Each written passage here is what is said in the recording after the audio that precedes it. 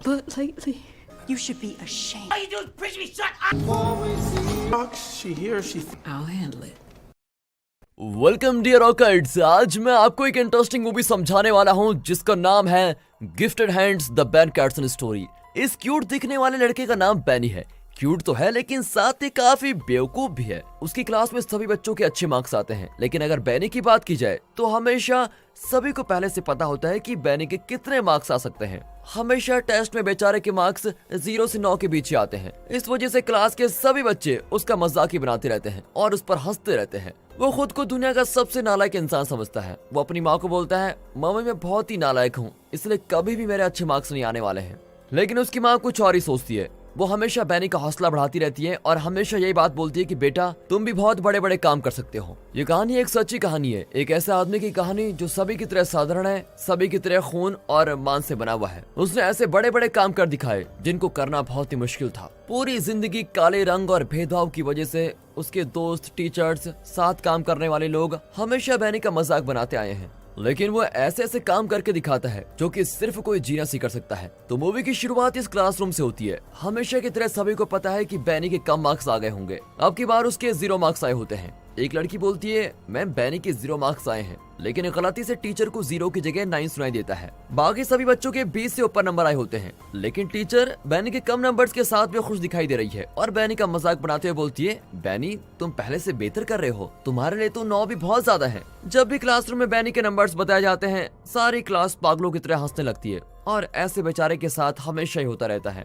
ये बात बस क्लासरूम तक ही नहीं रहती। जब भी किसी को बेनी दिखता है तो वो शरीफ से बेनी का मजाक बनाने लगते हैं। हमेशा लोग बेनी के पीछे पीछे घूमते रहते हैं, इसलिए नहीं क्योंकि वो बहुत मशहूर है, लेकिन उसका पीछा तो गलत वजह से किया जाता है। कुछ बदमाश बच्चे उसके पीछे पीछे आते हैं और बेचारे को तंग करने लगते हैं। अब बेनी अपनी जिंदगी से काफी निराश हो गया है क्योंकि उसके साथ हमेशा ही ऐसा होता है, हर कोई उसका मजाक बनाता है। वो इस सब से बिल्कुल तंग आ चुका है। उसकी जगह अगर कोई और भी होता तो वो भी दुखी होता। इससे बेनी को बहुत ही गुस्सा आता है। वो अपने गुस्से को काबू नहीं कर पाता और मुट्ठी में चाबी रख के एक लड़की को खतरनाक मुक्का मारता है, जिसकी वजह से उस शैतान बच्चे का खून निकलने लगता है। अब प्रिंसिपल बेनी की माँ सोनिया को ऑफिस में बुलाती है और जो आज बेनी ने किया वो सब बता देती है। प्रिंसिपल बेनी के नंबर सोनिया को दिखाता है, जो कि सोनिया के लिए काफी चिंता वाली बात होती है, क्योंकि अगर किसी भी बच्चे के कम मार्क्स आते हैं तो जाहिर सी बात है उसकी माँ चिंता तो करेगी कि मेरा बच्चा पढ़ क्यों नहीं रहा है। देखने पर पता लगता है तो वो सभी सब्जेक्ट्स में लगभग फेल ही है। हमेशा बेनी का मजाक बनाने की वजह से बेनी के आत्मविश्वास और उसकी सोच पर बहुत ही बुरा असर हुआ है। वो अपनी माँ को बार बार बोलता रहता है, मम्मी मैं इतना होशियार नहीं हूँ कि मैं बहुत अच्छे मार्क्स लेके आ सकूं। लेकिन उसकी माँ बेनी और बेनी के बड़े भाई कर्टिस को हमेशा हौसला देती रहती है। अब एक दिन दिखाते हैं तो बेनी अपनी माँ के पास जाता है और पढ़ाई में मदद मांगता है। अब सोनिया कुछ नोटिस करती है और बेनी को बोलती है, बेटा तुम्हें पढ़ने के लिए चश्मे की जरूरत है। सोनिया को महसूस होता है कि बेनी की आंखें कमजोर हैं, क्योंकि पढ़ाई करते वक्त वो छोटे शब्दों को ठीक से पढ़ नहीं पा रहा था। बेनी के चश्मे आते हैं तो उसके तो मजे हो जाते हैं। अब बेनी के नंबर से पहले से बेहतर आने लगते हैं और वो एक स्पेलिंग कंपटीशन भी जीत गया है। अब एक संडे की सुबह दिखाते हैं तो बेनी जल्दी उठकर एक चर्च में जाता है। वहाँ एक मंत्री काफी अच्छा बोल रहा होता है और सभी का हौसला बढ़ा रहा होता है। वो अपने भाषण में एक डॉक्टर की कहानी बताता है और उस कहानी में बेनी खुद को डॉक्टर की जगह सोचने लगता है और एक समुद्री डाकू को हरा देता है। और अब बेनी की ये कल्पना उसके सामने एक नई दुनिया का रास्ता खोल देती है जहाँ बहुत कुछ सीखने को है। इसके बाद दिखाते हैं बेनी अपने घर जाता है और अपनी माँ को बोलता है, माँ मैं एक डॉक्टर बनना चाहता हूँ। और अब बेनी की सोच में भी परिवर्तन आ गया है। जैसे कि वो पहले सोचा करता था कि मैं नालायक हूँ, वो अब इस सोच से आगे निकल चुका है और खुद पे विश्वास करने लगा है। अपनी जिंदगी को देखने का उसके लिए अब एक नया रास्ता खुल गया है। लेकिन सोनिया खुश नहीं है क्योंकि उसके दोनों बेटे टीवी देखने में ज्यादा समय बेकार करते हैं। उसको ये देखकर बुरा लगता है और इसीलिए वो एक मनोचिकित्सक के पास जाती है। वो डॉक्टर को अपने डर और चिंता के बारे में बताती है। वो बताती है, बचपन में स्कूल नहीं जा पाई थी और 13 साल की छोटी उम्र में मेरी शादी हो गई थी। वो डॉक्टर को अपनी और भी चिंताओं के बारे में बताती है और कहती है, मुझे पता चला था कि मेरे पति ने किसी और से भी शादी की हुई है और उस दूसरी औरत के साथ मेरे पति का एक और बच्चा भी है। मैंने अपने पति से तलाक इसलिए नहीं लिया क्योंकि मैं अपने बच्चों के पालन पोषण के बारे में सोचती रही थी, लेकिन जब मुझे पता चला कि मेरा पति ड्रग्स की स्मगलिंग करता है तो मैंने उसको छोड़ दिया। तब से मैं अपने बच्चों को अकेले पाल रही हूँ। बेचारी सोनिया की जिंदगी बहुत ही मुश्किल है। वो बताती है, पैसों के लिए मुझे साफ सफाई का काम करना पड़ता है, लेकिन ये बात मैंने अपने बच्चों से छुपा रखी है और इस सब की वजह से उसकी मेंटल हेल्थ पर बहुत बुरा असर पड़ा है। इतनी सारी चिंता, फिक्र, इन सब की वजह से वो अंदर से टूटने लगी है और खुद को डिप्रेशन में महसूस करने लगी है। और जब डॉक्टर को पता लगता है कि सोनिया के मन में में आत्महत्या करने जैसे ख्याल भी आते हैं। तो वो बोलता है, मुझे लगता है आपको कुछ दिन के लिए हॉस्पिटल में रहना चाहिए। अब सोनिया इस बात पर थोड़ा गौर करती है, लेकिन आखिर में वो भी हॉस्पिटल में रहने वाली बात के लिए मान जाती है। अब सोनिया अपने बच्चों को बोलती है, बच्चों में कुछ दिन के लिए डेट्रॉइट जा रही हूँ और एक आंटी तुम लोगों का ध्यान रखेगी। सोनिया अपने दोनों बच्चों को पहाड़ी याद करने के लिए बोलती है कि जब मैं आऊंगी तब मैं तुमसे पहाड़ी सुनूंगी। दोनों बच्चे भी अपनी माँ को दूर जाने से मना करते हैं, लेकिन आखिर में उनको अपनी माँ की बात माननी पड़ती है। जब सोनिया हॉस्पिटल पहुंचती है तो उसको अपने सामान में बैनी का लिखा एक खत मिलता है। खत में स्पेलिंग्स की बहुत सारी गलतियां होती है, लेकिन छोटे बैनी का लिखा खत दिल को छूने वाला है, इसलिए खत पढ़ के सोनिया बड़ी भावुक हो जाती है। अब इसके दौरान दिखाते हैं तो बैनी पढ़ाई में बेहतर होता जा रहा है। अब की बार उसके 25 में से 24 नंबर आए हैं। वो भागता हुआ घर जाता है ताकि उसका ख्याल रखने वाली लड़की को वो अपने नंबर बता सके, लेकिन घर पहुंचकर वो हैरान हो जाता है क्योंकि घर पर उसकी माँ वापस आ चुकी है। वो अपनी माँ को जोर से गले लगा लेता है और बताता है कि मेरे टेस्ट में काफी अच्छे नंबर्स आए हैं। और सोनी भी अपने बच्चे की इस उपलब्धि पर काफी खुश हो रही होती है और उसको गर्व भी होता है अपने बेटे पर। वो अपने बेटे का हमेशा ही हौसला बढ़ाती रहती थी और आज बैनी पढ़ाई में बेहतर भी हो गया है। अब कुछ समय बाद सोनिया को साफ सफाई करने वाला एक नया काम मिलता है। जिसके घर में उसको काम मिला है वो आदमी नई चीजों को सीखने में दिलचस्पी रखता है और साथ ही बहुत दयालु भी है। वो बहुत सारी किताबों से भरा एक कमरा देखती है और वो देखकर उसके होश ही उड़ जाते हैं। बाद में वो अपने घर पहुंचती है और देखती है कि उसके दोनों लड़के बड़े आराम से बैठे बस टीवी देख रहे हैं। वो टीवी बंद कर देती है और बोलती है, अब से तुम दोनों रोज लाइब्रेरी जाओगे और तुम दोनों को हफ्ते में कम से कम 2 नई किताबें पढ़नी है और दोनों किताबों के बारे में कुछ न कुछ लिखना भी है। वो अपनी बातों को जारी रखते हुए बोलती है, अब से तुम हफ्ते में 2 ही दिन टीवी प्रोग्राम्स देख सकते हो और टीवी देखने से पहले तुम्हें अपना सारा होमवर्क खत्म करना होगा। अब हर बच्चे की तरह दोनों लड़के भी इस बात से बड़े निराश दिख रहे होते हैं, लेकिन फिर भी माँ है, माँ की बात तो माननी है और लाइब्रेरी चले जाते हैं। वहाँ पर वो किताबें पढ़ने की आदत बनाते हैं और अब धीरे धीरे उन्होंने टीवी से भी पढ़ना और नई चीजें सीखना शुरू कर दिया है। फिर अपने दिमाग को बेहतर बनाने के लिए वो दोनों टीवी पर क्विज शोज देखते हैं। नई नई चीजें सीखने के लिए बैनी का प्यार बढ़ता जा रहा है और इस प्यार की वजह से बैनी को स्कूल में बहुत फायदा होने लग जाता है। अब क्लास में एक टीचर पत्थर दिखाता है और बोलता है, बच्चों क्या तुम में से कोई इस पत्थर के बारे में कुछ जानता है? किसी भी बच्चे को उस पत्थर के बारे में कुछ नहीं पता होता, लेकिन एक बच्चा है जिसको इस पत्थर के बारे में पता है। वो और कोई नहीं, खुद हमारा बैनी है। बैनी बोलता है, ये एक ऑब्सिडियन पत्थर है। वो समझाता है कि ऑब्सिडियन पत्थर कैसे बनता है। अब क्लास टीचर इस छोटे से बच्चे के ज्ञान की गहराई को देखकर हैरान हो गया है। वो बोलता है, बेटा तुम क्लास के बाद मुझसे मिलना, मुझे कुछ काम है तुमसे। जब बैनी अपने टीचर से मिलता है तो टीचर बोलता है, बैनी तुमने अपने दिमाग को इस्तेमाल करना सीख लिया है। और ये बैनी के लिए एक बहुत ही बड़ी बात थी, खासकर कि तब जब कोई टीचर उसकी तारीफ करे तो। अब बैनी अपनी क्लास में बहुत ही अच्छा करता जा रहा है। वो इंग्लिश की स्पेलिंग में भी बहुत अच्छा हो गया है और स्पेलिंग का एक कंपटीशन भी जीत जाता है। लेकिन बैनी को अच्छा करता देख उसकी क्लास टीचर ज्यादा खुश नहीं दिखाई दे रही होती है। लेकिन टीचर के पास भी कोई चारा नहीं है, उसको बोलना ही पड़ता है कि बैनी स्पेलिंग कंपटीशन जीत गया है। अब पता लगता है कि बैनी की क्लास टीचर रंग की वजह से भेदभाव करती है। साल के आखिर में अवार्ड दिए जाने वाले समारोह में स्कूल का प्रिंसिपल बोलता है, इस साल का सबसे अच्छा बच्चा हमारा बैनी है। ये बात सुनकर दर्शकों में बैठे बैनी की माँ और भाई पागलों की तरह खुशी मनाने लगते हैं। वो दोनों बैनी के ऊपर बहुत गर्व करते हैं। बैनी को सर्टिफिकेट दिया जाता है, लेकिन उसके बाद ही बैनी की क्लास टीचर माइक पर आ जाती है और कुछ ऐसी बातें बोलती हैं जिसकी वजह से उसकी छोटी सोच सभी को पता लग जाती है। वो बोलती है, सभी बच्चों को शर्म करनी चाहिए कि बैनी तुम लोगों से अच्छा कर गया। वो काला भी है और साथ ही उसकी माँ गरीब भी है, फिर भी तुम उससे बेहतर नहीं कर पाए। बैनी की टीचर पता नहीं कैसी टीचर है, वो अपनी भेदभाव वाली सोच को भूलकर बैनी का टैलेंट ही नहीं देख पा रही है। इस बात ने बैनी की माँ को हिला कर रख दिया है, इसीलिए वो तय करती है कि मैं बैनी का एडमिशन किसी और जगह करवाने जा रही हूँ, जहाँ मेरे बेटे के रंग की वजह से कोई उसके साथ भेदभाव न करे और उसके टैलेंट को समझ जाए। दोस्तों मैं वीडियो को यहाँ पर पॉज करता हूँ। बैनी जैसे टैलेंट वाले बहुत बच्चे हैं जिनको रंग, जात, धर्म इन सब की वजह से धक्के खाने पड़ते हैं और फिर वे बच्चे कभी भी आगे नहीं बढ़ पाते, अपनी जिंदगी में कुछ भी बड़ा नहीं कर पाते। दोस्तों आपको क्या लगता है, क्या ये भेदभाव कभी ठीक हो सकता है? अगर हाँ तो ये कैसे किया जा सकता है? कमेंट्स में अपनी राय जरूर दें। अब बैनी का एडमिशन एक ऐसे स्कूल में कराया जाता है जहाँ ज्यादातर बच्चे काले रंग के होते हैं।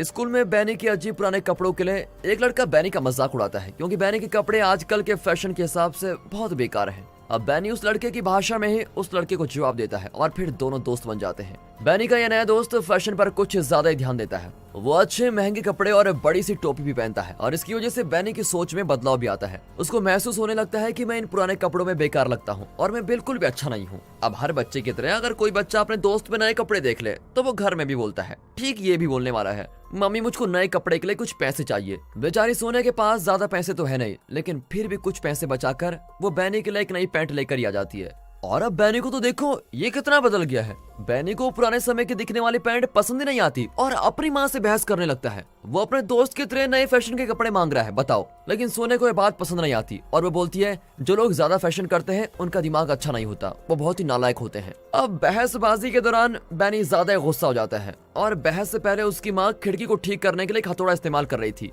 बैनी उसी हथौड़े को उठा लेता है और अपनी माँ को मारने के लिए आगे बढ़ने लगता है। क्या लड़का है ये। लेकिन सही समय पर उसका बड़ा भाई बीच में आ जाता है। साफ साफ दिख रहा है कि हमारे शरीफ और अच्छे बैनी की संगति खराब हो चुकी है।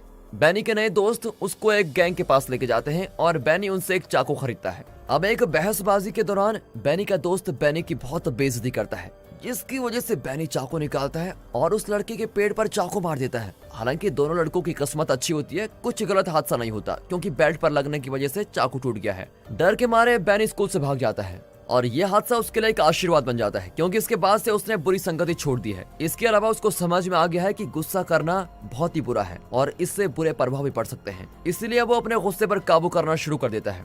अब कुछ समय बाद स्कॉलरशिप की मदद से बैनी का एडमिशन एक बहुत ही मशहूर कॉलेज में हो जाता है जिसका नाम येल है। वहाँ उसकी गर्लफ्रेंड बनती है और उस लड़की का नाम कैंडी है। बैनी अपनी पढ़ाई और भविष्य को लेकर चिंता में है। वो बोलता है मुझे क्लास में जाकर टीचर से पढ़ना अच्छा नहीं लगता, यहाँ येल में भी मुझको अच्छा नहीं लग रहा है। ये बात सुनकर कैंडी अपने प्यारे बॉयफ्रेंड की मदद करने के लिए बोलती है, बैनी अगर टीचर से तुमको कोई दिक्कत है तो तुम खुद भी पढ़ सकते हो। फिर वो बिल्कुल ऐसा ही करता है। वो दिन रात पढ़ाई करता रहता है, दिन रात। सभी सब्जेक्ट्स में सबसे ज्यादा मुश्किल उसको केमिस्ट्री में होती है। वो इतनी ज्यादा मेहनत करता है, इतनी ज्यादा मेहनत करता है कि केमिस्ट्री उसके उंगलियों में हो जाती है। उसकी मेहनत का फल उसको मिलता है और उसके पेपर्स में बहुत ही अच्छे मार्क्स भी आते हैं। अब बैनी तय करता है कि मैं दिमाग की सर्जरी करने वाला न्यूरोसर्जन डॉक्टर बनूंगा। वो जॉब के लिए जॉन्स हॉकिंस नाम की एक जगह पर जाता है और इसी जगह पूरे यूएस का सबसे बड़ा हॉस्पिटल है। जॉन्स हॉकिंस हॉस्पिटल में सिर्फ 2 न्यूरोसर्जन के लिए जगह है। अब इस नौकरी को पाना इतना आसान भी नहीं होने वाला है। सबसे अच्छे और होशियार बच्चे ही इस नौकरी को पा सकते हैं। लेकिन हमारे बैनी ने तो जिद ठान रखी है कि मैं जॉन्स हॉकिंस के अलावा कहीं और नौकरी नहीं करूंगा, इसलिए वो नौकरी के लिए कहीं और कोशिश भी नहीं कर रहा है। अब नौकरी के लिए बैनी का इंटरव्यू किया जाता है और उसका आत्मविश्वास देखकर इंटरव्यू लेने वाला डॉक्टर बड़ा प्रभावित हो जाता है। जब बैनी से पूछा जाता है कि तुम दिमाग का डॉक्टर क्यों बनना चाहते हो, तो हमारा बैनी बोलता है सर, दिमाग हमारे शरीर का बहुत ही खास और दिलचस्प हिस्सा है। मैं दिमाग से जुड़े राजों को जानना चाहता हूँ और सारी दुनिया के सामने लेकर आना चाहता हूँ। वो अपनी बातों को जारी रखते हुए बोलता है मैं इस दुनिया में कोई चमत्कार करना चाहता हूँ और वो भी खुद। अब उसका इतना आत्मविश्वास देखकर इंटरव्यू लेने वाला डॉक्टर बड़ा खुश हो जाता है और बैनी को नौकरी पर रख ही लेता है। यहाँ जॉन्स हॉकिंस में भी बैनी को ज्यादा लोग पसंद नहीं करते। बैनी से बड़ा एक डॉक्टर बैनी को बोलता है तुम कोई इतने खास नहीं हो, और हमें साफ साफ पता लग रहा है कि ये सीनियर डॉक्टर भेदभाव करने वाला इंसान है। वो डॉक्टर बैनी को बोलता है अब से तुम्हें जो करने को बोला जाएगा तुम वही करोगे। बेचारे बैनी को खांसी जुकाम वाले मरीजों को देखने का काम दिया गया है। एक दिन कोई इमरजेंसी केस आता है कि अभी के अभी मरीज की सर्जरी करना जरूरी है, ये जिंदगी और मौत की स्थिति है। सर्जरी करने वाला कोई भी डॉक्टर हॉस्पिटल में नहीं है। अगर जल्दी कुछ न किया जाएगा तो मरीज के साथ कुछ भी हो सकता है, वो मर भी सकता है। वहाँ पर सर्जरी करने के लिए केवल बैनी ही है, लेकिन उसके पास सर्जरी करने के लिए लाइसेंस नहीं है। वो बिना लाइसेंस के ऐसे किसी मरीज का ऑपरेशन नहीं कर सकता, लेकिन फिर भी अपनी नौकरी को दांव पर लगाते हुए वो ऑपरेशन करता है और मरीज की जान बचा लेता है। अब बैनी का बड़ा डॉक्टर बैनी को ऑफिस में बुलाता है। बैनी को लग रहा होता है कि जो ऑपरेशन आज मैंने बिना लाइसेंस के किया उसके लिए मुझको आज बहुत डांट पड़ने वाली है, लेकिन वो हैरान हो जाता है जब एक जान बचाने के लिए उसका सर उसकी तारीफ करता है। और फिर हॉस्पिटल में बैनी का काम ऐसे चलता रहता है। अब दिखाते हैं तो हॉस्पिटल में एक पति पत्नी आते हैं और जागते हुए भी उनकी बेटी को हमेशा कुछ दौरे पड़ते रहते हैं। बाकी डॉक्टर्स को लगता है कि उस बच्ची के दिमाग में थोड़ी कमी है, लेकिन बैनी बोलता है कि आपकी बेटी का इलाज हिमिस्पेक्टोमी से किया जा सकता है। इसमें हम दिमाग का एक ऐसा हिस्सा निकाल देंगे जिसकी वजह से आपकी बेटी को दौरे पड़ते हैं। वो आगे बोलता है कि मैं आपको पहले ही बता दूं कि यह सर्जरी बहुत ही जोखिम भरी है। हो सकता है कि कुछ गड़बड़ होने के भी चांसेस हैं और आपकी बेटी को लकवा मार सकता है या फिर उसके बोलने चलने की शक्ति भी कम हो सकती है। यानी कि अब बैनी जो सर्जरी करने वाला है ये बहुत ही रिस्की है। उसने आज तक इतनी बड़ी सर्जरी कभी नहीं की, लेकिन फिर भी वो इस चुनौती को अपनाना चाहता है और छोटी बच्ची का इलाज करने के लिए तैयार हो जाता है। ऑपरेशन से पहले वो काफी चिंता में दिख रहा है। वो अपने घुटनों पर बैठ के भगवान से दुआ करता है कि सब कुछ ठीक हो जाए। आखिरकार अगले दिन वो ऑपरेशन शुरू करता है। वो बच्ची की सर्जरी बहुत ध्यान से करता है और कुछ समय बाद ऑपरेशन हो जाता है। अब ऑपरेशन के नतीजे का इंतजार है। बाकी के डॉक्टर छोटी बच्ची को होश में लाने की कोशिश करते हैं। सभी लोग काफी चिंता में हैं और हर सेकंड के जाने के बाद सभी को धक धक हो रही होती है कि अब क्या होगा। बच्ची होश में नहीं आती, इसलिए बच्ची को ऑपरेशन वाले कमरे से किसी दूसरे कमरे में पहुंचा दिया जाता है। अब बैनी बच्चे के माँ बाप से मिलता है और बोलता है हमें कुछ ही समय में पता चल जाएगा कि आपकी बच्ची कभी बोल और चल पाएगी या नहीं। लेकिन तभी चमत्कार होता है। बच्ची जाग जाती है और अपने मम्मी पापा को बुलाती है। आज बैनी अपनी जिंदगी की सबसे बड़ी चुनौती में से एक जीत गया है। इस खतरनाक सर्जरी के बारे में समाचार वालों को पता लगता है। इंटरव्यू के दौरान बैनी के साथ छोटी बच्ची की मम्मी पापा खड़े होते हैं और वो बताता है कि कैसे उसकी छोटी सी पेशेंट की सेहत बिल्कुल अच्छी हो गई है। वो साथ ही बोलता है, हमारा दिमाग शरीर का बहुत ही चमत्कारी हिस्सा है, उसकी वजह से ही छोटी बच्ची की अच्छी से सर्जरी हो पाई है और आने वाले समय में हेमिस्टेक्टोमी जैसी सर्जरी सभी के काम आएंगी। अब बैनी अपने काम से जुड़ी जिंदगी को तो अच्छे से कर रहा होता है, लेकिन उसकी अपनी पर्सनल लाइफ कुछ खास नहीं चल रही है। उसकी पत्नी को बच्चा होने वाला होता है, लेकिन उसकी जिंदगी में एक बुरी घटना होती है। बच्चे के पैदा होने से पहले ही उन्होंने अपने बच्चे को खो दिया है। वो अपनी पत्नी के साथ काफी समय बिताने लगता है और अपनी पत्नी का ख्याल रखने के लिए बेड के पास बैठता है, लेकिन उसकी पत्नी बोलती है, आपको वापस हॉस्पिटल जाना चाहिए और अपने काम पर ध्यान देना चाहिए।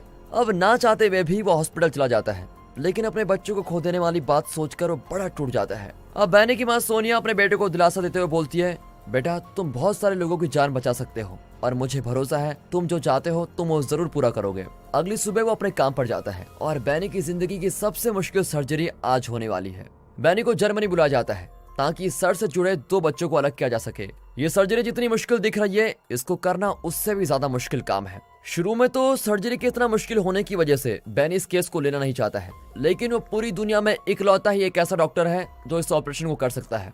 इसीलिए वो जोखिम उठाता है और दिन रात इस केस से जुड़ी पढ़ाई करता रहता है और जुड़वा बच्चों को अलग करने के तरीकों को ढूंढता रहता है। वो ऑपरेशन के लिए खुद को पूरी तरह से तैयार करता है। आखिर वो दिन आ जाता है जब जुड़ा बच्चों के माँ बाप जर्मनी से आते हैं।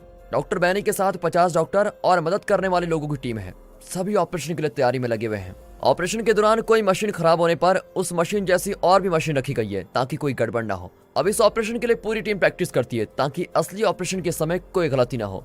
इस केस में कैसी भी छोटी गलती की कोई गुंजाइश नहीं है। डॉक्टर्स को 2 ग्रुप में बांट दिया जाता है और सभी जुड़ा बच्चों को अलग करने के मिशन में लग जाते हैं। ऑपरेशन सुबह 7:15 पर शुरू होता है। यहाँ ऑपरेशन में चेस्ट से जुड़ी सर्जरी करने वाले डॉक्टर्स भी हैं। बच्चों के शरीर से ज्यादा खून न बहे, इसके लिए पहले तो बच्चों के दिल के पास ऑपरेशन किया जाता है। इसके बाद बच्चों के जुड़े सर को अलग करने का मिशन शुरू होता है। डॉक्टर बैनी को ये ऑपरेशन 1 घंटे में खत्म करना होगा, लेकिन अगर ऑपरेशन 1 घंटे से ज्यादा लंबा चला तो हो सकता है कि बच्चों के दिमाग हमेशा के लिए खत्म हो जाए और ऐसा होना ऑपरेशन की नाकामी होगी।